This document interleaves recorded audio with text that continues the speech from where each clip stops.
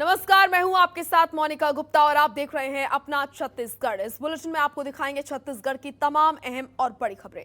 छत्तीसगढ़ में मुख्यमंत्री की कुर्सी को लेकर भले ही सियासी घमासान खत्म ना हुआ हो, लेकिन उत्तर प्रदेश में भूपेश बघेल की दमदार एंट्री ने छत्तीसगढ़ की सियासत में भी उनकी भूमिका को दमदार बना दिया है।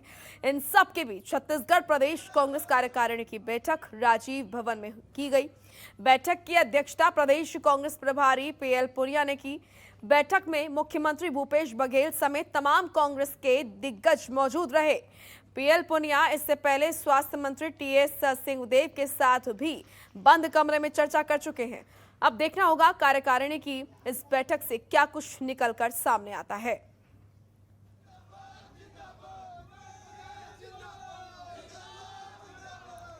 तो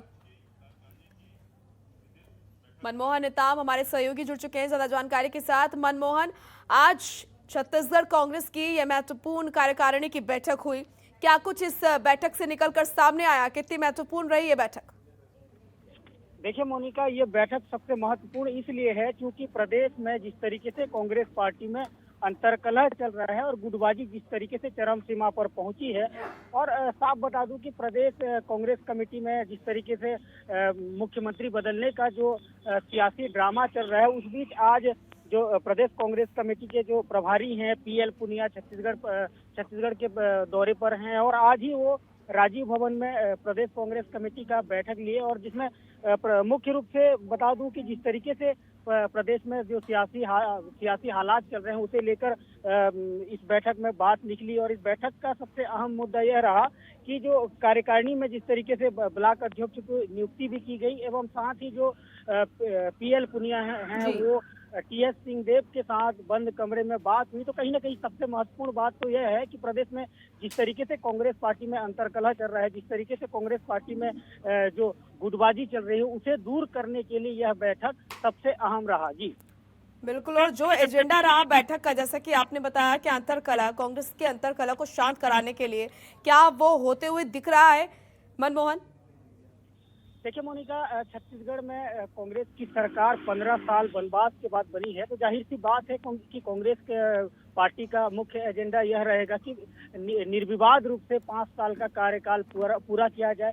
और दूसरी बात बता दूं कि छत्तीसगढ़ के जो मुख्यमंत्री हैं भूपेश बघेल, जिस तरीके से यूपी चुनाव में उन्हें पर्यवेक्षक बनाया गया और जिस तरीके से वो सियासी उत्तर प्रदेश में जिस तरीके से उनकी सक्रियता दिख रही है, तो इस पूरे मसले को लेकर गहन चिंतन मनन हुआ है और किसी भी तरीके से पार्टी में गुटबाजी न हो, किसी भी तरीके से मनभेद न हो, इसे दूर करने के लिए यह बैठक की गई है। मोनिका, चलिए, शुक्रिया आपका मनमोहन तमाम महत्वपूर्ण जानकारी के लिए। छत्तीसगढ़ कांग्रेस की कार्यकारिणी की ये महत्वपूर्ण बैठक हुई। इस बैठक में कई मुद्दे रहे जिन पर चर्चा हुई। तो वहीं कवर्धा में दो पक्षों के बीच झंडे के मामले को लेकर हुए विवाद का आज 12वां दिन है। स्थिति लगभग सामान्य हो रही है। कर्फ्यू में ढील की अवधि और भी बढ़ा दी गई है। शहर में शांति बहाल हो रही है। छत्तीसगढ़ की गृह मंत्री ताम्रध्वज साहू और प्रदेश के कैबिनेट मंत्री मोहम्मद अकबर कवर्धा पहुंचे, जहां उन्होंने कलेक्ट्रेट परिसर के समाकक्ष में सर्वधर्म समाज के लोगों के साथ बैठक कर उनसे घटना के संबंध में आवश्यक जानकारी और चर्चा की। उसके बाद गृह मंत्री और कैबिनेट मंत्री ने पत्रकारों से चर्चा की। पत्रकारों की ओर से किए गए सवाल पर गृह मंत्री ताम्रध्वज साहू ने कहा कि वो समाज प्रमुखों और पत्रकारों को धन्यवाद देना चाहते हैं कि ऐसी स्थिति में उन्होंने शहर को संभाला और स्थिति को ज्यादा बिगड़ने से बचाया है। अगर ऐसा है तो मैं निश्चित तौर पे दिखवा लूँगा और जो कार्रवाई करने वाली जो चीज़ होगी तो जरूर किया। देखिए, दोबारा कभी स्थिति इस प्रकार न बने या बनेगी, इस पर भविष्यवाणी तो किसी कोई कर नहीं सकता। अपनी ओर से आप सब जो प्रयास करते हैं वैसा ही शासन प्रयास करती है, नागरिक भी प्रयास करते हैं कि कभी ऐसी घटना न घटे। देखो, यहाँ पे कर्फ्यू की स्थिति थी और हम लोग आते तो निश्चित रूप से भीड़ लगती और हम नहीं चाहते थे कि प्रशासनिक व्यवस्था में हम हस्तक्षेप करें, और इस कारण से लगातार भले यहाँ नहीं आए लेकिन पल पल की खबर थी और पूरे समय में हम लोग लगे रहे और किस प्रकार से नियंत्रण हो सके। 2-2 बार बैठकें कराई, शांति समिति की बैठक हुई, समाज प्रमुखों की बैठक हुई, आप लोगों से भी लगातार अलग अलग माध्यम से हम लोग निवेदन करते रहे और आज जब स्थिति सामान्य है तो और अच्छा मजबूती से ये स्थापित हो जाए, शांति हो जाए, इस कारण माननीय गृह मंत्री जी आए हैं, कोई जांच वाँच के संबंध में नहीं आए। तो वहीं छत्तीसगढ़ के पूर्व मुख्यमंत्री डॉक्टर रमन सिंह ने मौजूदा मुख्यमंत्री भूपेश बघेल पर तंज कसा है। सियासी आरोप मढ़ते हुए एक ट्वीट में डॉक्टर रमन सिंह ने कांग्रेसियों को दोगला तक कह दिया। ये ट्वीट आपके सामने। उन्होंने ट्वीट कर लिखा, आदिवासी नृत्य समारोह का निमंत्रण देने कांग्रेसी विधायक हर राज्य में जा रहे हैं, लेकिन 300 किलोमीटर की पदयात्रा कर रायपुर पहुंचे आदिवासियों से मिलने की भूपेश बघेल को फुर्सत नहीं है। साथ ही लिखा, जब नाश मनुष्य पर छाता है पहले विवेक मर जाता है। और ये डॉक्टर रमन सिंह का ट्वीट आप देख रहे हैं, जहां पर तंज कसते हुए इस ट्वीट में कांग्रेस पर निशाना साधते हुए नजर आ रहे हैं।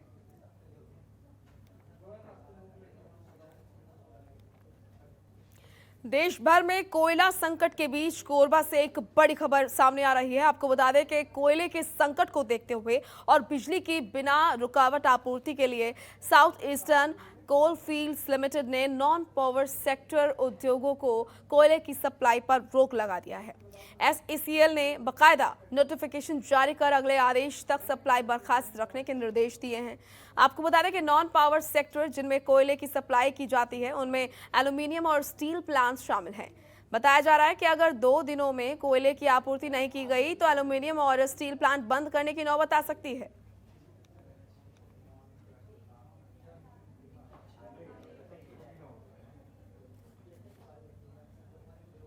रायगढ़ में युवा संकल्प संगठन पिछले कई सालों से शिक्षा के क्षेत्र में छोटे बच्चों को प्रोत्साहित कर रहा है। साथ ही बच्चों के समृद्ध समाज और विकास के लिए अनेकों कार्यक्रम आयोजित किए जाते हैं। इसी कड़ी में मिनीमाता चौक रायगढ़ में सत्यम शिवम सुंदरम सेवा समिति ने दुर्गा पूजन में युवा संकल्प शिक्षण सामग्री मां दुर्गा के चरणों में चढ़ाई।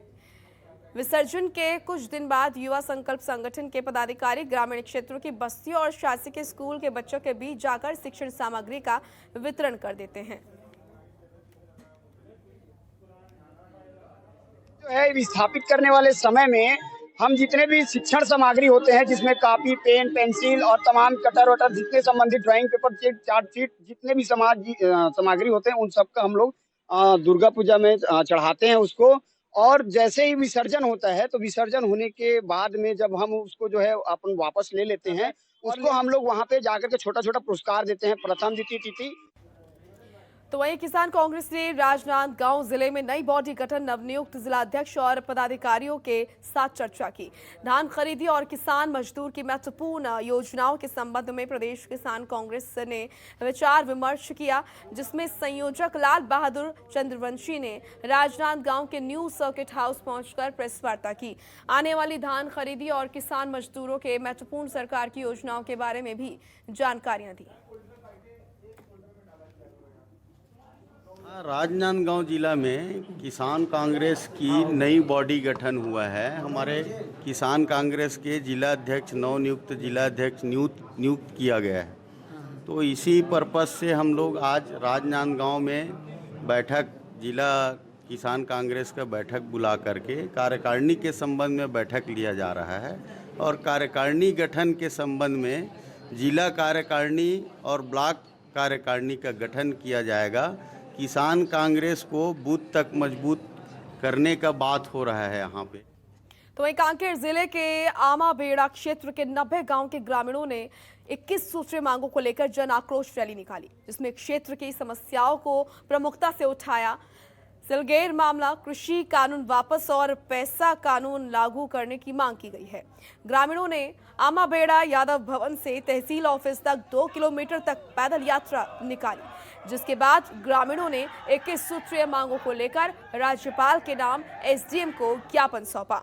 आपको बता दें कि आमाबेड़ा एक सुदूर अंचल क्षेत्र है, जहां आज भी ग्रामीण मूलभूत सुविधाओं के लिए मोहताज है। ग्रामीण हर 2 माह में रैली और धरना कर आमाबेड़ा में प्रदर्शन करते हैं, फिर भी स्थानीय प्रशासन सुध नहीं लेता। ग्रामीणों ने आरोप लगाया कि बीजेपी की सरकार हो या कांग्रेस की सरकार हो, लगातार हम आंदोलन करते आ रहे हैं, लेकिन शासन प्रशासन क्षेत्र की समस्याओं को लेकर ध्यान ही नहीं दे रहा है।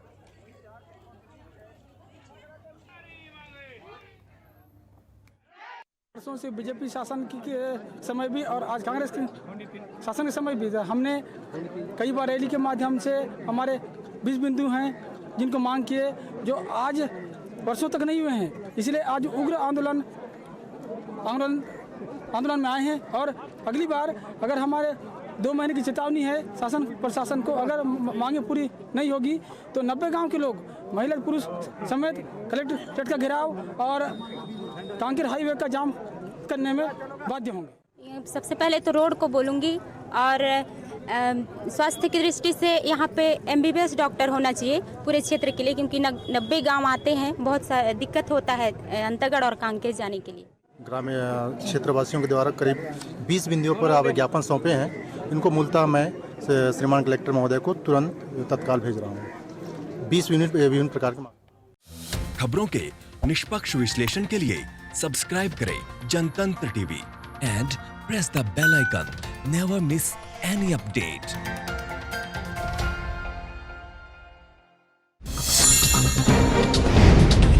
डाउनलोड कीजिए जनतंत्र टीवी ऐप को, जो कि अवेलेबल है गूगल प्ले और ऐप स्टोर पर। अधिक जानकारी के लिए अभी डाउनलोड करें।